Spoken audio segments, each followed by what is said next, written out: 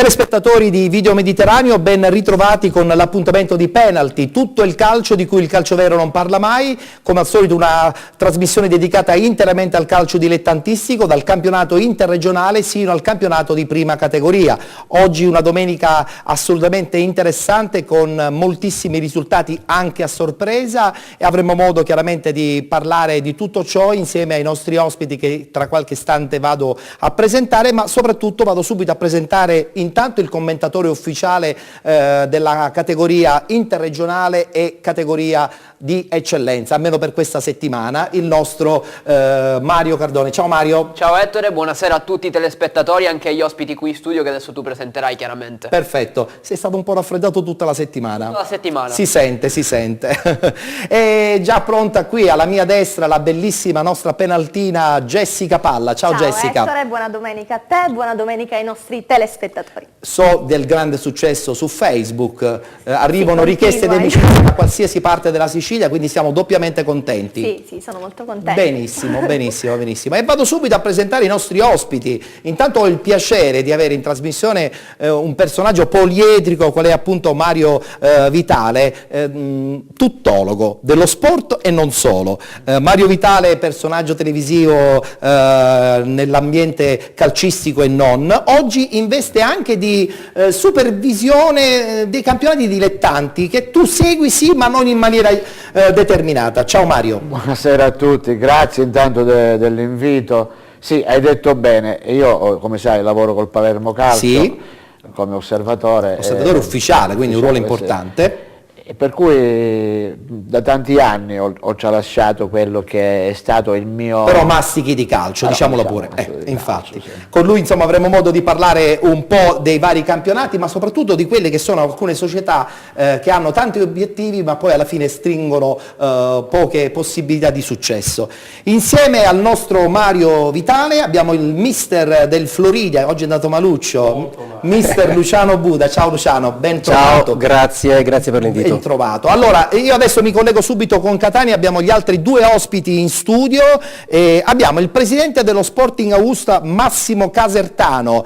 Ciao Massimo. Buonasera. Allora Massimo, ci aggiorni com'è la situazione? Campionato di terza categoria da vertice per quanto riguarda lo Sporting Augusta. La scorsa settimana abbiamo presentato in un servizio la vostra bella società, oggi ti ho voluto in studio perché probabilmente ci puoi già anticipare che siete quasi addirittura d'arrivo per vincerlo questo campionato di terza categoria. Massimo.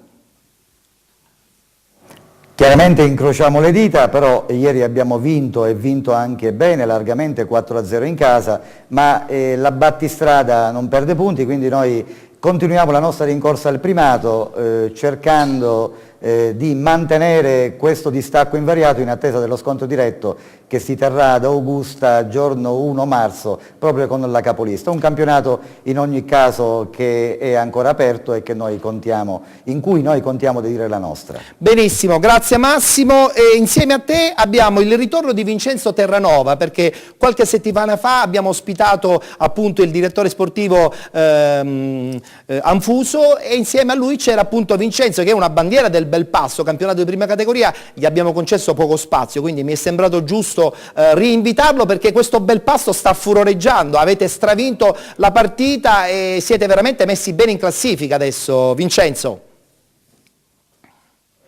Sì, buonasera Ettore, intanto ti ringrazio per l'invito.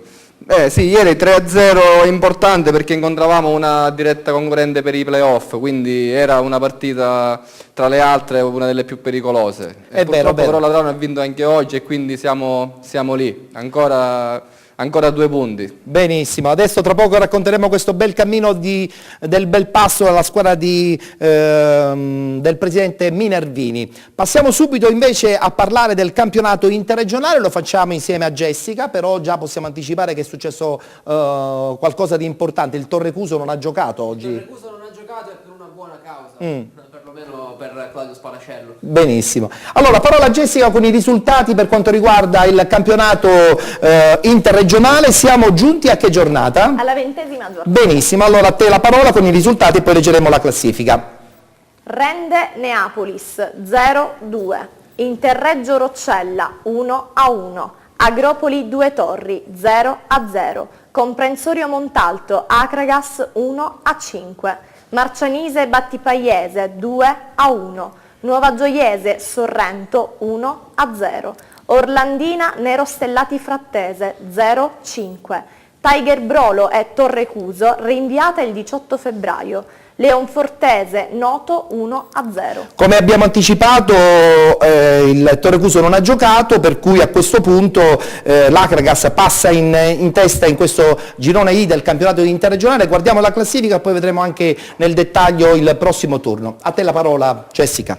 Acragas 44 punti, Torrecuso 42, Neapolis 38, Rende e Agropoli 37 punti, Marcianise 35, Nerostellati Frattese 34 punti, Leonfortese 30, Roccella e Due Torri 29 punti, Interreggio 28, Battipaiese 23, Nuova Gioiese 22, Tiger Brolo e Sorrento 21 punti, Noto 19, Comprensorio Montalto 13 punti, Orlandina 6. Ecco, sottolineiamo pure che il Noto ha un punto di penalizzazione, l'Orlandina ben 2 punti di penalizzazione. Diamo adesso lettura del prossimo turno, si giocherà domenica prossima, domenica 11 febbraio 2015, questi gli incontri: Torrecuso Marcianise, Nerostellati Frattese Rende, Orlandina Interreggio, Battipagliese Comprensorio Montalto, Sorrento Leonfortese, Noto Tiger Brolo, Due Torri Acragas, Roccella Nuova Gioiese ed infine Neapolis Agropoli.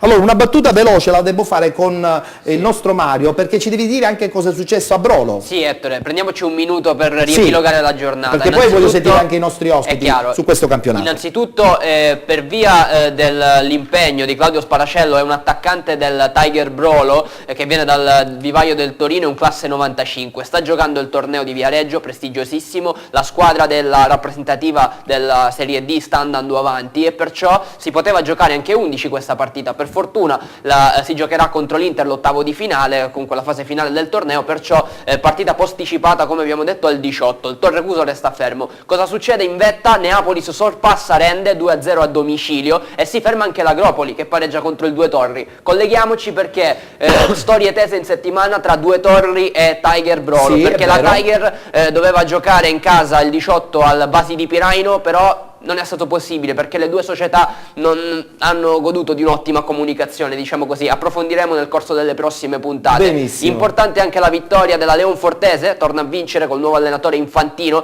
nel derby con il Noto, che resta ancora in piena zona retrocessione, è vero, nonostante l'ingaggio di Cocuzza, che ha un po' risolto il problema del gol che il Noto aveva avuto durante tutta la stagione. Benissimo, allora una battuta la voglio fare subito con i nostri ospiti. Questo Torrecuso che seppur fermandosi è sempre lì, l'Acragas sembrerebbe l'anno buono. Mario Vitale, Agrigento è una piazza che merita, diciamolo pure.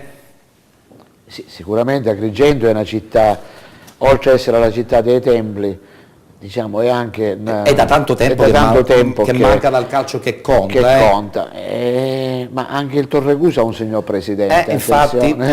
Attenzione, perché oggi ad Agrigento hanno attrezzato da 2 o 3 anni a questa parte. E dall'anno scorso che hanno aperto questo progetto per i campionati che contano. Però non dimentichiamo che hanno un grosso sponsor, che hanno l'Enel. Non dimentichiamo in queste categorie lo sponsor importante serve. Però il Torrecuso ha un presidente megalattico, diciamo. Io non la vedrei così facile per... Insomma, anche tu sei titubante. Per me si deciderà a fine campionato. Benissimo. Mister Buda, tu invece come vedi questa situazione dell'Agrigento? Acragas, c'è appunto il Torrecuso che deve recuperare una partita momentaneamente al secondo posto, poi c'è questo Neapolis che comunque insomma tenterà di giocarsela sino all'ultimo. Il campionato è apertissimo, assolutamente. Io volevo spendere una parola sul Noto, che mi farebbe tanto piacere vederlo leggermente più su, perché stanno facendo veramente dei miracoli, ragazzi. Dei miracoli. Il tecnico budget bassissimo. Debiti, no, voglio dire, una situazione un po' particolare. Complimenti ai ragazzi e al mister. Quindi insomma Spero bene per un il augurio particolare va Assolutamente. indirizzato alla squadra di Noto. Una battuta veloce con i nostri ospiti di Catania, presidente Casertano. L'Akragas ha un progetto grandissimo, certamente più grande rispetto a quello di Augusta, però io credo che poi alla fine le categorie contano poco, contano soprattutto la voglia di giocare ogni domenica per vincere, per portare grande soddisfazione anche alla cittadinanza, e credo che Augusta sotto questo punto merita tantissimo. Presidente. Ma io, sentendo parlare dell'Agas, mi ricordo le storiche partite che il Megara, gloriosa società augustana, giocava al campo Fontana di Augusta, che adesso purtroppo è chiuso, proprio con l'Akragas, in epici scontri che attiravano 2-3 mila persone allo stadio. Adesso questi tempi purtroppo sono terminati, il calcio dilettantistico vive un momento di crisi, anche credo a causa delle televisioni e delle pay tv. Comunque è chiaro che Agrigento è una piazza importante, Agrigento merita una squadra in Lega Pro, e credo che l'Akragas, con un humus, con un background cittadino, con una società attrezzata, possa aspirare a recitare quel ruolo che qualche anno addietro ha recitato. È vero, è vero. Una battuta anche con Vincenzo Terranova, che insomma ha calcato campi importanti, non soltanto quelli della promozione, ma anche qualche campo molto più importante. Vincenzo, credi che a questo punto sia veramente una storia a due? È una domanda che ti ho fatto già qualche settimana fa, ma siamo ancora lì. Torre Cuso, Akragas continuano a lottare per vincere questo girone I del campionato CND. Beh, io penso che sarà l'Akragas a vincere il campionato a questo punto, non c'è storia che tenga, anche perché ha un organico di un'importanza assurda, ha un pubblico che ha fame di calcio, tutta la città aspetta questa categoria già da 2 anni, quindi l'anno scorso non ci è arrivata per poco, quindi penso che sia davvero l'anno dell'Akragas. Benissimo, battuta veloce con Mario. Mario, volevi chiudere questo discorso sull'Akragas? No, io veramente ho il signore Terranova, Sì. è il mago Telma, allora se è il mago Telma e allora vede e prevede, e allora a questo No, punto... Terranova è soltanto un giocatore. Un giocatore o un ex No, giocatore? è un giocatore ancora tuttora del tuttora. bel passo di prima categoria. Non è un mago, non è un mago. E quindi dice sarà nel calcio, io di film ne ho visti tanti, guardi Terranova, però...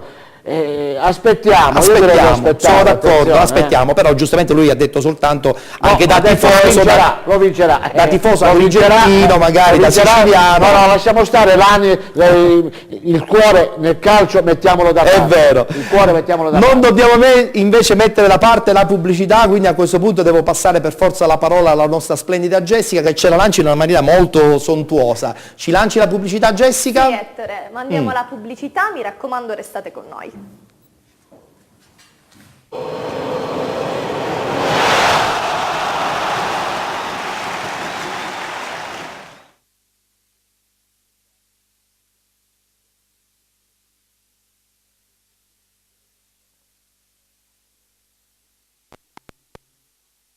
Il meglio del design, cucito a misura per il vostro sì. Lista nozze e arredamento. Carpentieri Casa.